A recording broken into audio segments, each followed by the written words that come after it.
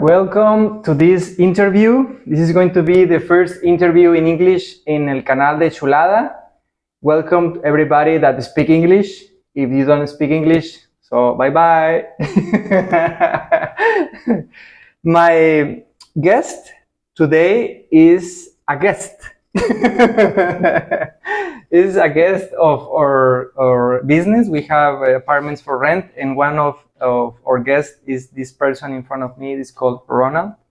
And when I pick up him at the airport, he well, first of all, I ask him, what do you do for a living? And he says, I dance.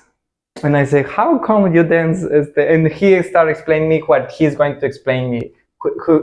He is going to explain about that in a few minutes. But since then, I fall in love with this guy because this guy inspired me. All the persons that I interview inspire me. So the reason I decide to make this interview is because you inspire me. When I grow up, I want to be like you. So yes. So let's start, and let's start with a simple question: is how do you define yourself? Who is Ronald? I'm a retired worker all my life, from various ages, starting at 16 until now, which I'm 80. I'm involved as much as I can in helping others.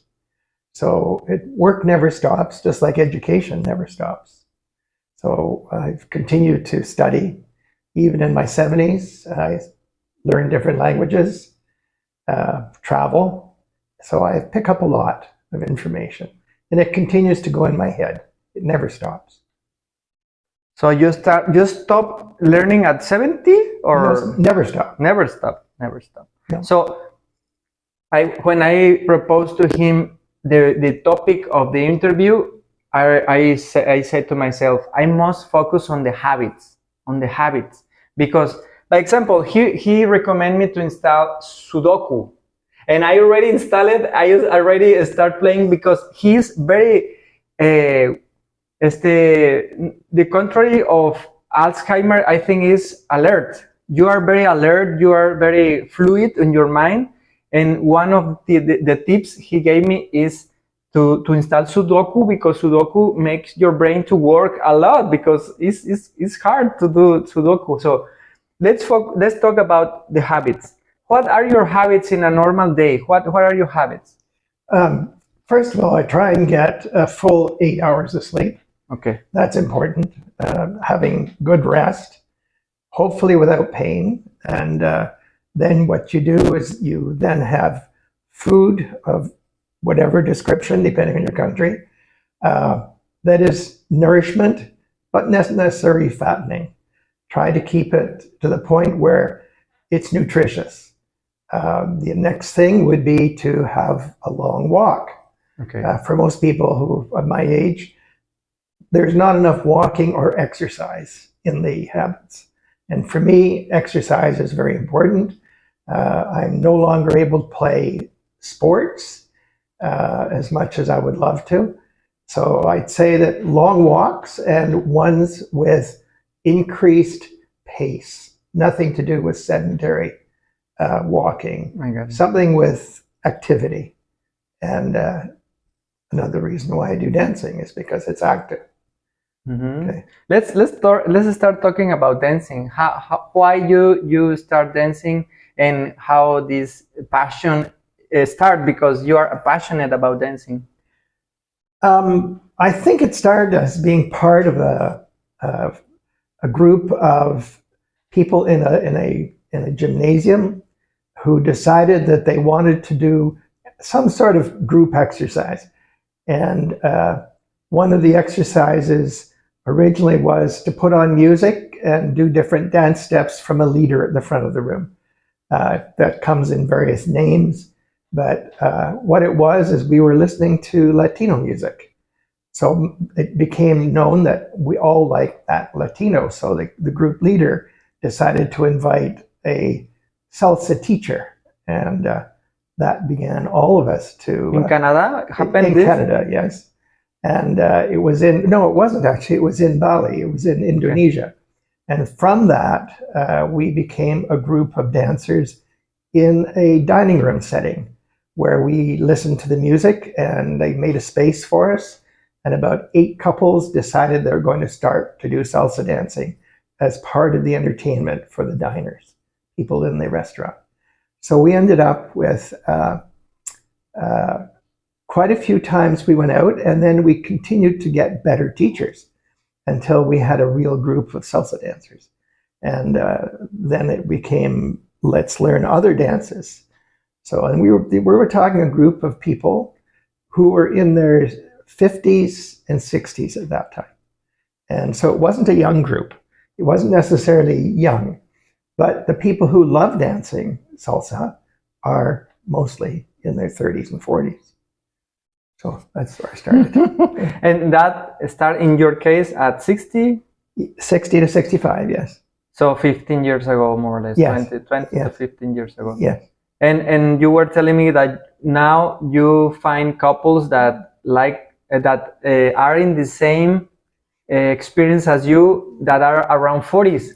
Not 80, because at 80, no, nobody dances at 80. Well, there's very few. Very few. But no, most of my friends are actually in their 30s and 40s. And it breaks all age barriers. Dancing has nothing to do with what age are you. That's right. That's right. It breaks all the barriers. That's right. So that's what's good.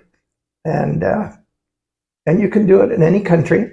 That's the other nice thing. It's transportable to anywhere you go. I had an opportunity to do a lot of Latin dancing in Ontario and also in British Columbia. But I've danced in Peru, I've danced in Europe. So it is transferable, as well as some other dances that you end up learning with that kind of a group, such as Kizomba, which is an Argentine dance. So there are many, also tango. As a matter of fact, we went last Sunday to dance. You with your couple, me with my wife. We were together in El Kiosco in downtown, Puerto Vallarta downtown. So everywhere in touristic places and big cities, they have places to dance. So yes, they do. And the dancing here, of course, was a lot simpler in the Kiosco that we went to, because it was all local people who probably have not had any training. No, just local, just for hobbies. That's right. Hobby. So it worked out well. There were a few people there, tourist people, that did know some training had taken place. You could tell. There was one Mexican lady there who was very good. She was probably in her 70s, and she knew a lot of the dances, not just Mexican dances. And the other places you can go here in Mexico, a lot of the locals will pick up how to do salsa dancing from the tourism people that come in, because the Latin music is here. Sí. So you have no problem with the music. It's just a matter of how many people have the opportunity to take lessons to learn the various functions you can do in the dance. Okay. Tell me about your challenges in life. I mean, you must have go through challenges in life, and yes. and I can see that you are a positive person. Yeah. How can you what advice, because the name of the channel is A School of Happiness. So yes. How can you transform a challenge in life about health, about economy or relations? How can you transform the perception of that problem into a positive thing? Okay, there's been 2 or 3 rather dramatic things in my life that would be considered, for some people, fatal. One would be the loss of your spouse from a very difficult journey, which was a 5-year journey of cancer. That was very, very difficult. You could easily end up on the wrong side of the whole experience. Luckily, I didn't. I had 3 children at the time, and there was more need not to look after myself, but to look after the children. So that gave me the incentive to not feel as depressed as I probably could have been. And I kept looking forward to tomorrow, not looking backwards. That probably is a key. Got it. And then the other one is when I found out I had severe rheumatism, I took it as a challenge. I was told I was never going to get out of a wheelchair after 2 years. I have no problem today. So I think it's sort of, you have to put your mind over the bad prognosis, and you have to say, what can I do to not fall into problems of taking the more negative side, to take the positive side. What can I do? What am I restricted to? Let's make the most of what I can do. Got it. And rheumatism, I don't know what is rheumatism, but it seems like something with the bones. It's with the yes, it can be the bones and the muscles.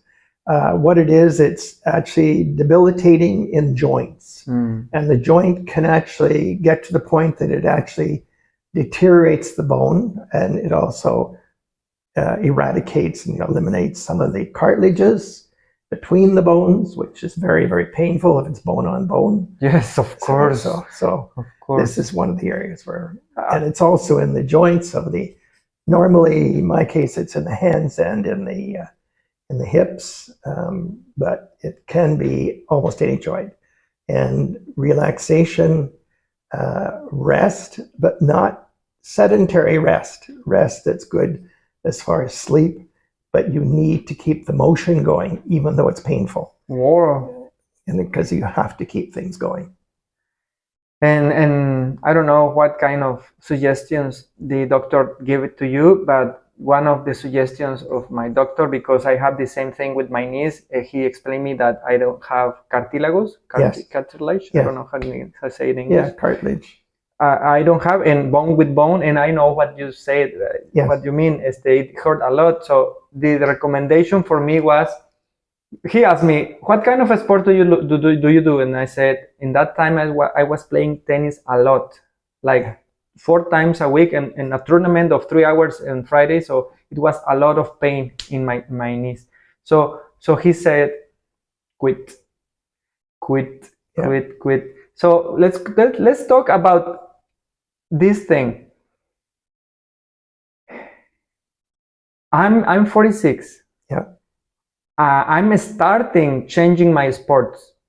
I'm start doing the sports, but in a less intensity. Yes.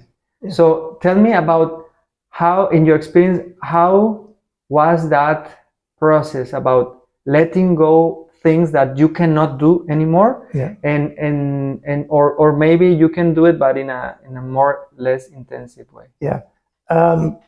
Well, I didn't give up tennis till I was 75. But 75? Yes, but not 4 times a week. Okay. I must say it was about 3 times a week, but we played 1 hour. There was no heavy competition. Okay. Yes, tennis is one of the worst on the joints. The ankles and the knees can be very bad. But the thing to do is to get out and get the exercise with the heart moving, but an exercise that doesn't destroy other things. Be careful. But the other one you can do except tennis is pickleball. Yeah, it's the new one. It's the new sport in the United States, very famous. Well, it's been around for, at least I've done it for more than 10 years. But right now it's very famous, right now in the United States. Oh yeah, it's growing a lot. It's just like soccer never was very important in America and in Canada. But now it's amazing, and it's women's sports and everything. It's really important. It's like tennis, but with a different racket, and yes, and more easy because it's shorter. Yeah, shorter distances. The only thing is it's much faster. And unfortunately, with my eyesight now, that doesn't work, so I can't do it anymore. The little ball is past me before I see it, so it's not good. And tennis, I played the other day of tennis, but just for fun on the court, just to run around a bit. But never give up exercise. Exercise is very important. Today, if you look at the way we were 50 years ago, we didn't have the fatness and the obesity problem that we have today. That's right. That's right. And that is very hard on the joints, as heavy people realize they're no longer willing to go out and do a lot of exercise, mainly because they have to carry too many pounds. The same thing happens with the heart. You end up carrying and making the heart work 3 and 4 times as much as when you're thin. So putting on weight is very, very bad. I mean, I'm a little bit, I'm not overweight, but I'm very close to being overweight. Overweight today is a very low number. Anybody who has a big paunch are definitely in the obese category. And this is very dangerous. And all I can say is you have to watch your diet. In United States and Mexico are like competing with the first place of obesity. It's not good record. We have the first one in child obesity in Mexico. Yes. In United States, they have the first one in adult obesity, I think. Yeah. In Canada, I don't know. No, we have the same. It's just that we have too many fast foods. We need to go back to natural foods. That's right. And if we can do it, get away from fried foods. Stick with asado, which is the fried food, the grilled foods. Real food. Remove all skin, remove all fat. Yes. It's not easy, but and also we have way too many sugars and artificial sugars. That's right. It's very, very difficult. It's like the new drug, the allowed drug. Yeah. I still cannot understand Coca-Cola for breakfast. I still can't understand that. Why not a good glass of orange juice or a glass of water? Let me tell you a funny story. It's a funny story now that, there is a formula in comedy. It's about tragedy plus time. You must leave time. Because if you say the joke right away when the tragedy happened, it's not funny. No. But you have to leave the years ago, no? So now I can tell that this is a funny story. My father used to have diabetes, and I talked to the doctor, and the doctor said to me, please tell your father that he must quit Pepsi. He likes Pepsi. Yes, right. and he says, you must tell your father that he must get away from Pepsi, So I went to my father. I chose a right moment to tell him. No, he was like 80 years old at that time, and I said to him, "Okay, the doctor says, Father, you have 2 options.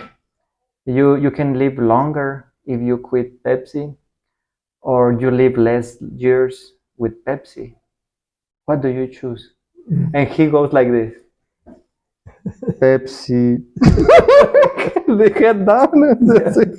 It's like Pepsi. Yeah, I think we all know the right thing to do, but it's very difficult when you have the urge to resist and find another alternative. That's right. Yeah. That's right. Let's focus now on happy habits. We focus on the physical habits. Yeah. Exercise, good food. Yeah. What else? Oh, well, exercise in different ways. No, do a hobby like dancing, but let's focus on the mental habits.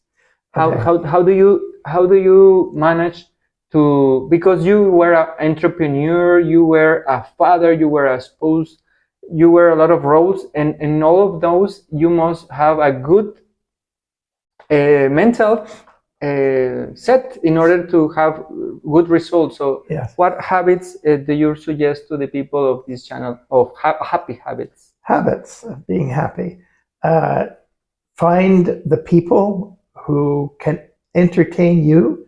And I'm not the best about telling jokes, but I can usually feel a presence of uplifting. I got it. And that's the important thing. And whether it be in just a social setting without heavy laughter, or if it's with heavy laughter, it's having the feeling that you're building yourself into a better mode in your mind. I got it. And not go downwards. I got it. Try as much as possible not to go downwards. And when you start to go down, get up, walk away, and find a situation that's much better. quite often you can get into those negative situations watching TV that can be depressing. That's right. And then you get away from that and put on a radio and put on some lively music or listen to a comedian, and then you're much better in your mind. I love your suggestion. And there is a quote that I love that it says, you become the average of the 5 persons you stay more, you live with.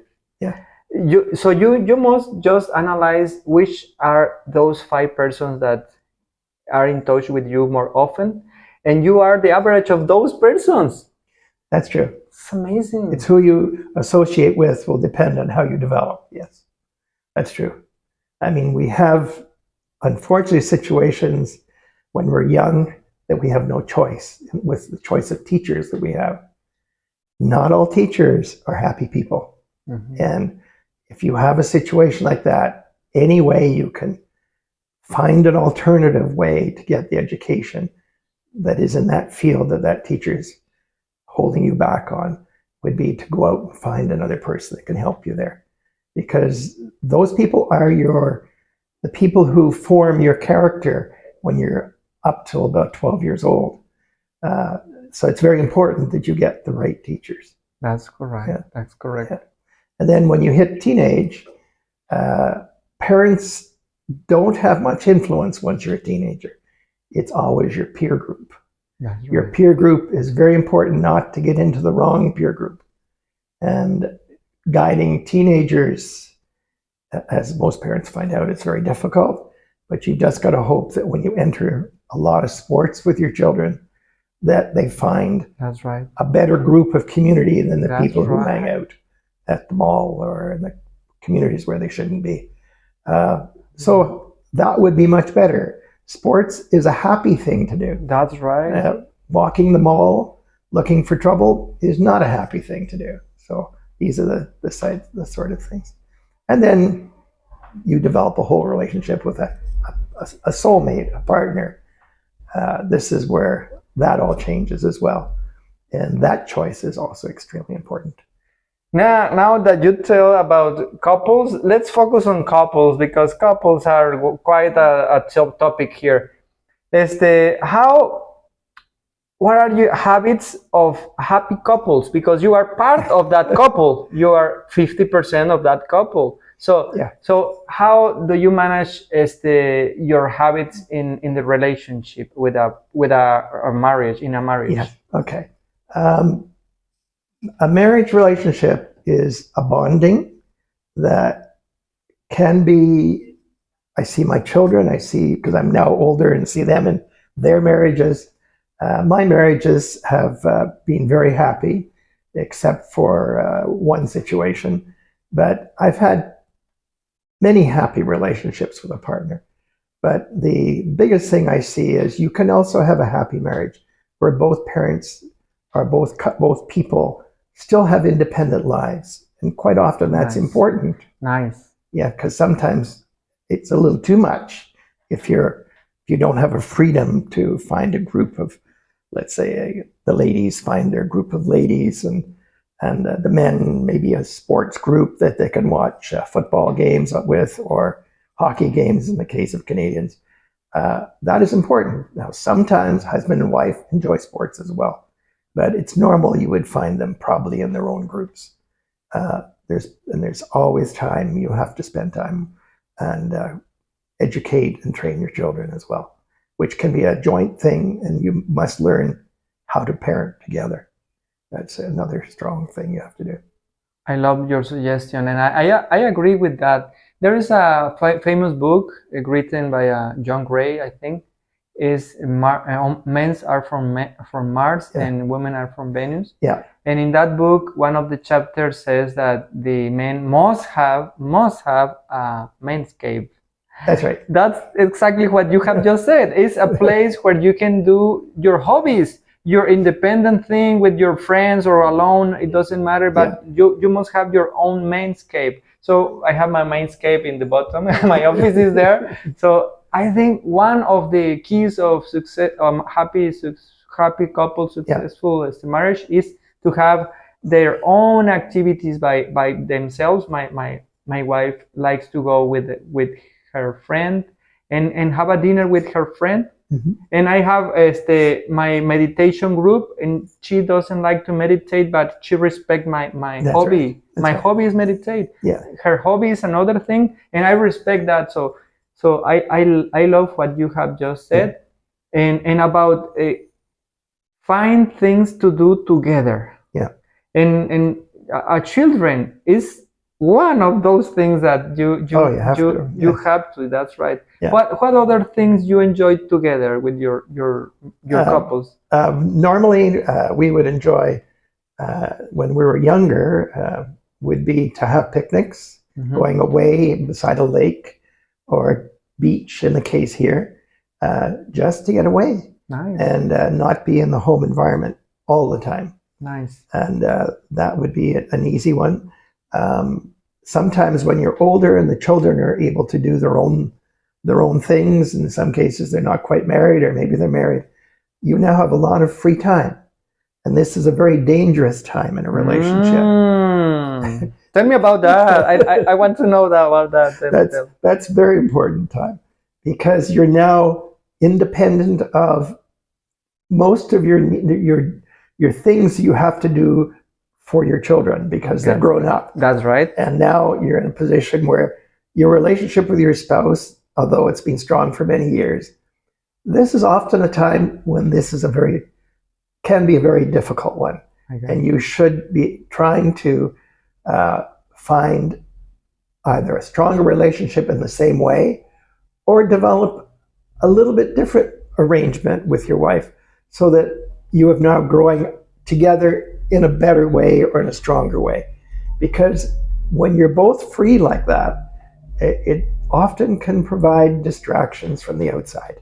Okay. So you have to make sure that those distractions don't become a breaking point of a marriage, which can be a problem. And now Matthias is 20. My only son is 20 years old, and I'm getting inside that stage. Yes.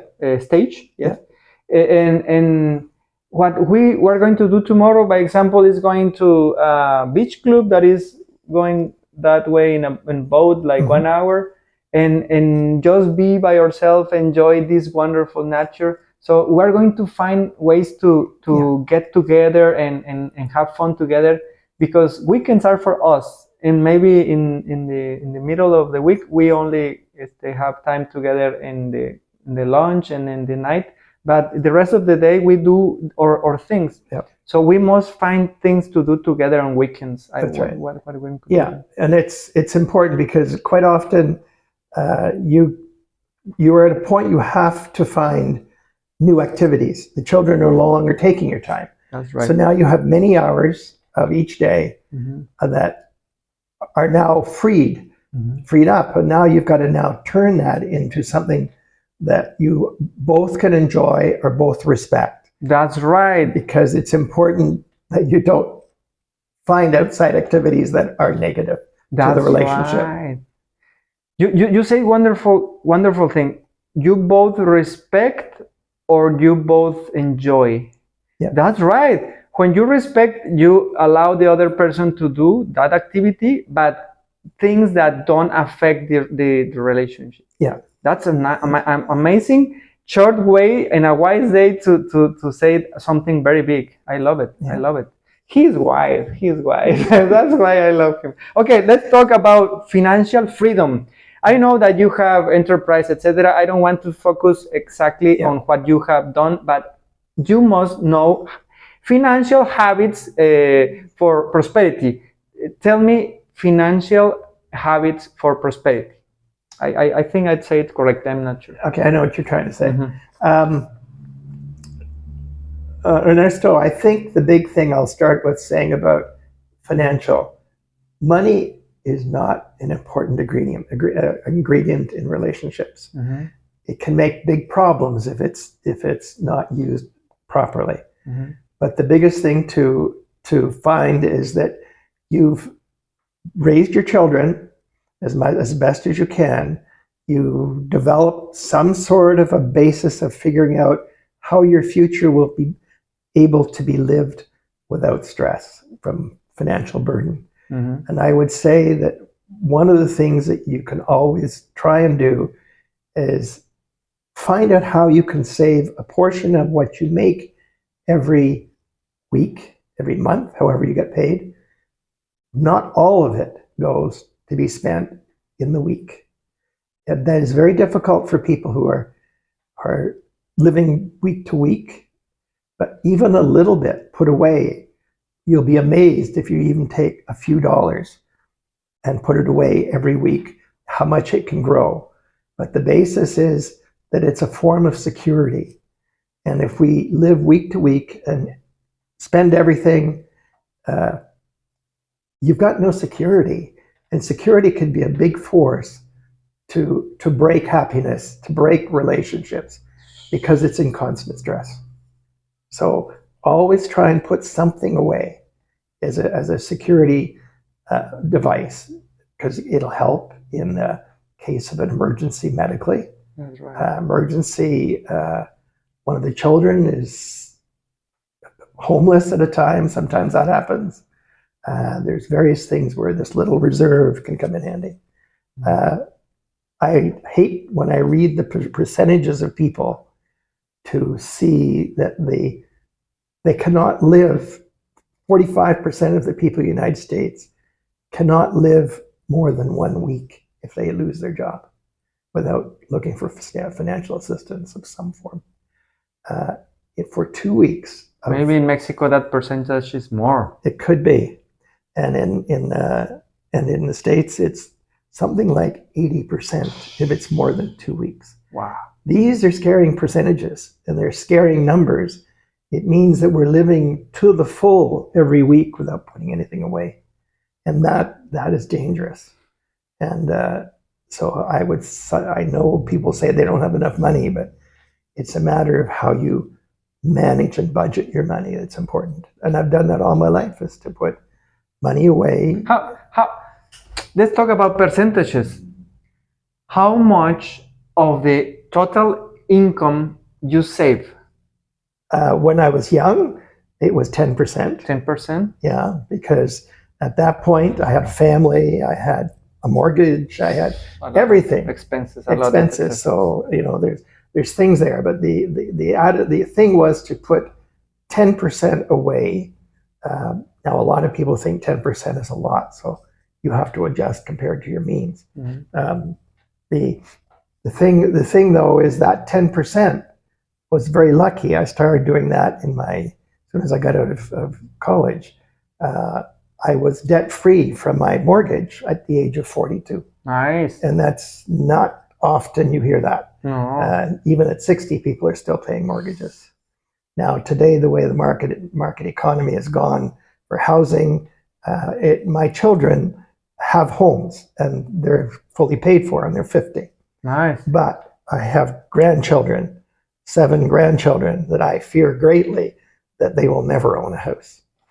Because most houses in big cities, where most of them live, start at about $1 million. So that is nowhere near the percentage relationship to salary.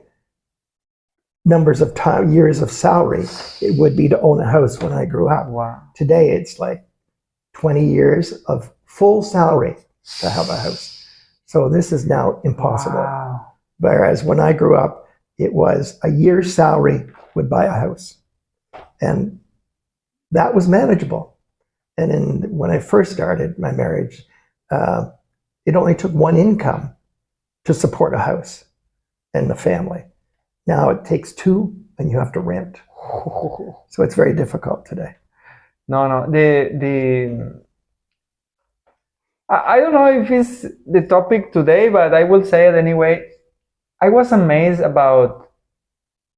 I talked to a friend she is from Vallarta. She decided to go to Houston, Texas to live. Mm-hmm. His partner is a person that wants to be a medical doctor. They're studying there, so he's going through all the studies. And she explained me the system of United States is to go into the debt I mean, you have to buy things through credit. And even though she was consciousness about it, and she said, no, I won't buy mortgage, I won't buy things in credit. The system make you do it. Yes. So it's amazing. It's amazing how we get caught in the loop. The hardest thing is, though, the credit loop is not so bad if it has an asset, if it has something of value. The worst one is to go into debt and you've spent it all on clothes or whatever else. Passive. In other words, you're overspending your ability. But when you're buying something as big as a car or a house, most often you have to go in debt to do that. That's not unusual. But the only thing is, you've pre-planned before you take that new car or buy that new house that you can afford with a lot of spare room to the total of your income, that you're not spending every dollar of your income to buy that big house or to buy that fancy car. Try and make sure your payments are not the full salary, because that becomes a very stress situation on a happy family. And we're telling about happy habits, and it's not a happy life when you have 30 years debt of mortgage of a lot of quantity. You don't enjoy life with that. Well, not if it consumes your whole income after you've paid for your food and your transportation to work. That is a disaster, because it gives you no break. So you need to have that extra money, if you want to call it saving, from each paycheck. Go back to that 10% idea, that you never use that 10% to buy something like a house or a car on top of what you have to pay. Always make sure you have that extra for emergency. Emergencies, okay. We call it, my wife and me started doing that since 2 years ago. We call it the angel's envelope. That's a good one. we don't call it emergency or accident because we attract it. But anyway, we use it for medical emergencies, because I have appendicitis, and we use it with that. So, the angels help us with the hospital bill. Yes, and the other thing is, depending on what your life is like, the majority of people have a job from an employer, and they work 40 hours, 36 hours, whatever the number is, and they may work overtime. Quite often, taking that overtime and not spending it is another way.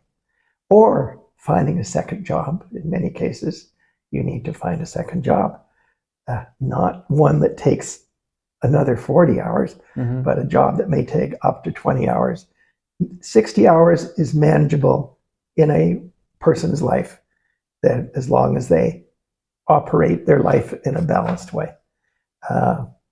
Sometimes it's necessary. I can understand some of the people don't have enough, and they may need to find that gas station attendant job for part-time. Today, seniors, for instance, are working in McDonald's. It's not young people in McDonald's anymore. What's happened to all the students that used to be people working in McDonald's? My children worked in McDonald's when they were 15 and 14, but we just don't see that today. We occasionally see it, but today it's seniors. But this is another way to boost a little bit extra to enjoy. Okay. Finally, if you can put a quote in the sky so everyone in the world will see it, what will be that quote? Oh boy.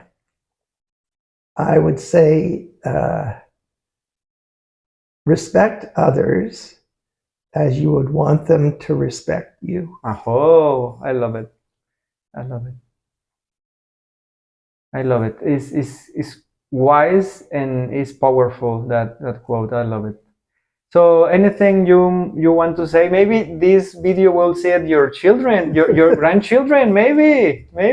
What message for your children or your family? You can say whatever you want. Well, my children are basically grown up now. They're all close to 50 or above. The main thing they need to understand is they are a approaching the age that we talked about as a danger zone, where they are at the point where the children are what we call leaving the nest, and they need to now find a relationship with their partner to make sure that it is one that is sound and that will last for a lifetime. I got it. And the message for your grandchildren? They're anywhere from 14 to 23. That's big range. Enjoy college. That's right. When you graduate, be happy. Don't get frustrated with the world of working. It can be a frustrating place, but just make sure you're doing what you like and that it can provide you a living enough to be happy. But don't try for the moon. Oh. Okay. Thank you very much. I love you so much, Ronald. Thank you, thank you, thank you. Well, thank you for the interview. Bye-bye. In 1 hour, it's going to be in YouTube, so you can see it. Oh, my goodness. I don't know if I want to see it.